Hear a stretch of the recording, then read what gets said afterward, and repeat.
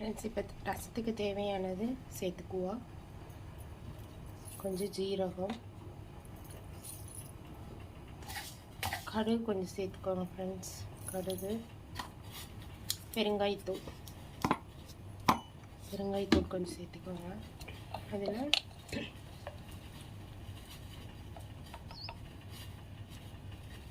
வெந்தயத்தூள் நான் வெந்தயத்தை நல்லா வறுத்து மிக்சியில் அரைச்சி வச்சுருக்கிறேன்.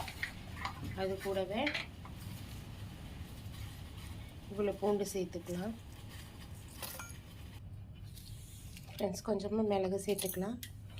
ஒரு 3 வரமிளகாய் சேர்த்துக்கலாம். அது கூடவே கொஞ்சம் கருவேப்பிலை சேர்த்துக்கலாம். 1/4 டீஸ்பூன் மஞ்சள்தூள் சேர்த்துக்கலாம். இந்த பொருளெல்லாம் குறைன்னு அரைச்சி எடுத்துக்கலாம் ஃப்ரெண்ட்ஸ். இந்த அளவுக்கு நல்லா குறைப்பாக அரைச்சி எடுத்துக்கலாம்.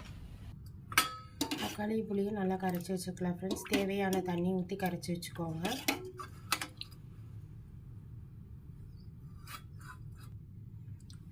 பாத்திரம் வச்சுக்கலாம் ஃப்ரெண்ட்ஸ். பாத்திரம் வச்சு தேவையான அளவு எண்ணெய் ஊற்றிக்கலாம்.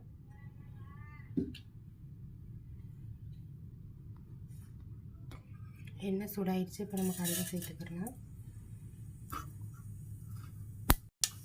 கடுகு பொரிஞ்சிருச்சு ஃப்ரெண்ட்ஸ். இப்போ வந்து நம்ம வெங்காயம் சேர்த்துக்கலாம்.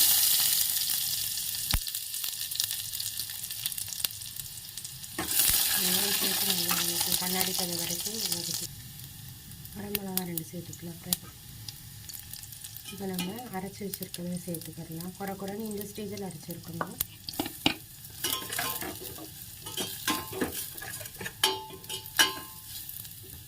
நல்லா வணக்கி விட்டுட்டு கரைச்சி வச்சு